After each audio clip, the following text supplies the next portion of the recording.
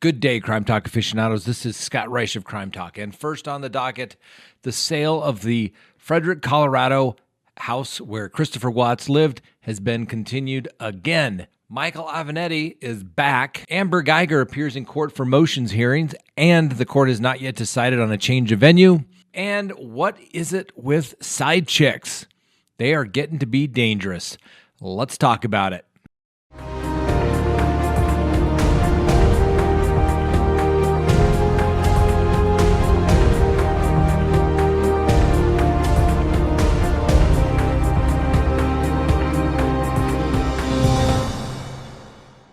Good day, Crime Talk aficionados. This is Scott Reisch of Crime Talk, and thank you for watching our channel.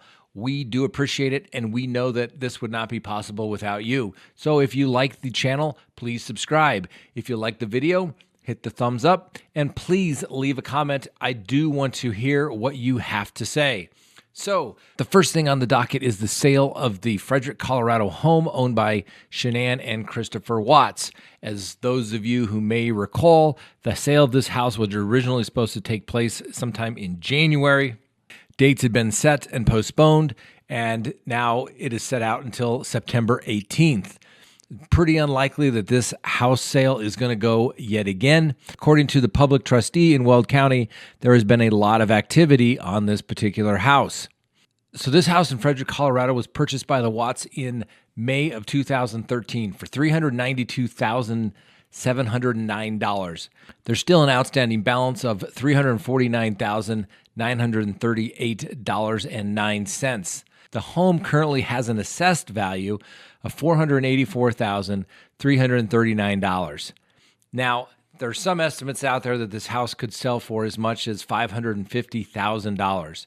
So there is a little bit of equity in the home. The reason I believe that the sale of the house through the public trustee, which is now in foreclosure, keeps getting continued is that the bank is trying to work in coordination with the civil attorneys that have sued Christopher Watts. Christopher Watts has never responded to any of the pleadings in that particular case, and Christopher Watts is unlikely to do so in the future. What needs to take place is a damage hearing. A judgment will be awarded. Once that judgment is obtained, the plaintiffs in that particular case for the Rusiks, the attorneys will file that judgment in the clerk and recorder's office. That judgment then attaches to any property owned by the Watts, in this particular case, Christopher Watts. And at the sale of that home, any monies that would be forthcoming to Christopher Watts would be paid to the Rusiks. Now, that is the whole purpose that the Rusiks filed the civil case, was so that they could make sure that Christopher Watts did not profit in any way from the death of Shanann Watts. We'll keep an eye on both the civil case as well as the foreclosure and let you know if anything happens. Oftentimes, homes where a tragedy has taken place can sometimes result in a higher price being paid for them. Some value the home in Frederick, Colorado, up to $550,000. Personally, I've seen it. Don't think it'll go that high, but you never know. For someone to say that this is the house where something bad took place and we now own it. As you may recall, the John Benet Ramsey house was sold in December of 1996. It sold for a much greater price than the home was probably worth, simply for the fact of the allegations of what took place there. The one lawyer that I think everybody can agree to hate is Micheal Avenatti. Well, guess what? He's back. He has filed pleadings through his counsel in the U.S. District Court in New York, asking that his case be dismissed.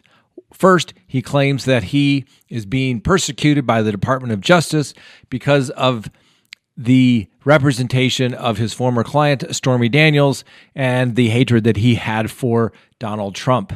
Unlikely that this case will be dismissed on some sort of vindictive prosecution, since the United States attorney sought a grand jury indictment. The grand jury returned the indictment, and the case is being prosecuted. The legal standard at this point of the proceedings are that The allegations must be viewed as true, must be viewed in the light most favorable to the prosecution, drawing all inferences in their favor. Unless you can show some sort of smoking gun email that this case was being prosecuted as a vindictiveness towards Mr. Avenatti, it's unlikely those charges will be proceeding. Additionally, Micheal Avenatti said that the charges against him for extortion, for Nike, for threatening to go public with claims that they had paid amateur or not professional athletes money over the years, unless he was paid some $24 million, was simply free speech, and that he cannot be prosecuted for basically being an aggressive, zealous advocate for his client. Oftentimes, there's a fine line between what is a criminal case and what is simply just a civil case. This is one of those cases where it is a fine line, where was Mr. Avenatti simply zealously representing his clients and saying what he was going to do. He is known for being bombastic. He is known for being over-the-top, publicity-seeking attorney. Was that simply a ploy to best represent his client, or was it truly a criminal extortion of, I am going to do something to you if you don't pay me money? Or is that simply a legitimate threat that he was using as a zealous advocate? That is going to be an interesting question. I don't think it's going to be a violation of the First Amendment, but I think it's going to be a question of fact for the jury to decide at trial. Frankly, the extortion charges Micheal Avenatti may have a much better chance of prevailing on than the ones on the other coast out in California, where he is charged with, in most simplistic terms, wire fraud and theft. He basically is accused of stealing clients' money or collecting clients' money on personal injury matters and not dispersing the money that should have gone to the client and keeping it for himself. Now, I am sure Mr. Avenatti has an excuse, because why? Mr. Avenatti has an excuse for everything so far. So I think that he will fight this to the bitter end.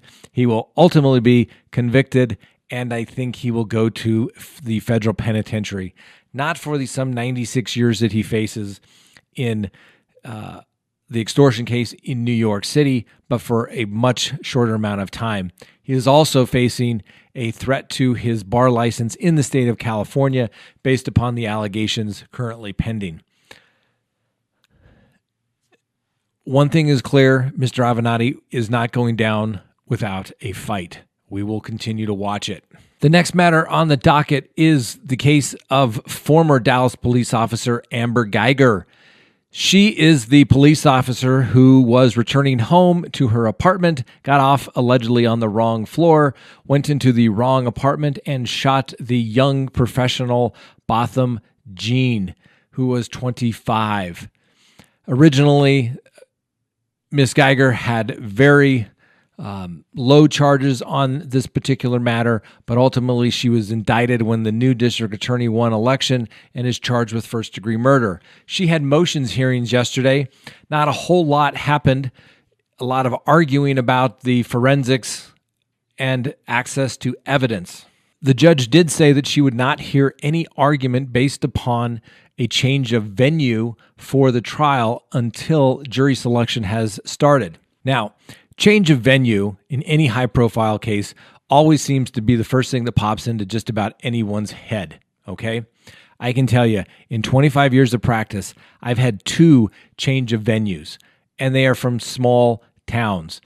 I believe the change of venue is not going to be necessary in Dallas simply because of the size of the population.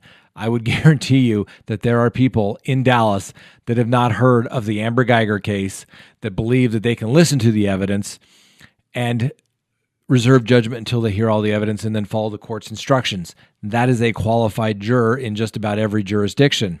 Even if someone is aware of the case, that does not necessarily exclude them from being a juror. It's simply if they've already formed an opinion of that. And if a potential juror says that I can listen to the evidence, even though I've heard about the case, and there may be things that are not known in the press, particularly as it relates to the defense, they will be there. So unless jury selection begins and voir dire starts and they simply do not have enough jurors. Only then would the judge normally entertain a motion to change venue. Case that I handled recently in March, we brought in, after we changed venues, we brought in 600 jurors. And guess what? We found 12 jurors and 4 alternates in that population, and that potential jury population was not as big as it is in Dallas. So I don't think we're going to have a change of venue in Miss Guyger's case. Trial for Miss Guyger is currently set now for September 6th, 2019. Next on the docket is our final case, and it comes from New Jersey. And it is alleged that Miss Tyja Russell, common spelling for Tyja, allegedly burned down a man's house because she was invited there for some late night sex. He ultimately fell asleep, apparently waiting for Tyja to arrive. She becomes upset, frustrated about the money that she spent to get out to the house. So what's the logical thing to do? Wake her friend up? Perhaps. No, you say. No, let's burn the place down. So Tyja then goes down to the local gas station where she's seen on video, purchasing the gas can, purchasing the gasoline and a lighter, and then goes back to her friend's home while he's asleep, and she pours the gasoline and lights it. According to police reports, the man woke up and found that the house was completely engulfed in flames. He was able to escape, suffering smoke inhalation issues, and he was also able to save his dog. When the man was interviewed, he simply stated that Tyja Russell was his side chick, and he was simply inviting her over for some casual sex. So, point to be learned here, and I don't know how many cases we've had recently when we've talked about it here on Crime Talk. A lot of these extramarital affairs seem to end up poorly. Even if it is just a side chick, it seems to be a dangerous world out there. Gentlemen, be afraid. Ladies, you don't need to be the side chick. So Miss Russell may not have to worry about any late night rendezvous since she is charged with attempted murder, aggravated arson, criminal mischief, and a sundry of other charges. Late night rendezvous will be the least of her concerns. So thank you for watching Crime Talk today. We hope you enjoyed the video. Please subscribe to the channel. Please like the video as well. You can also follow us on Facebook at all of these little links below. Additionally, you can follow us on Instagram. And don't forget, you can go to scottreisch.com and you can sign up for our weekly newsletter, as well as any other information that we think is relevant that we just simply don't have enough time to talk about here every day. So thank you for watching. Have a great day.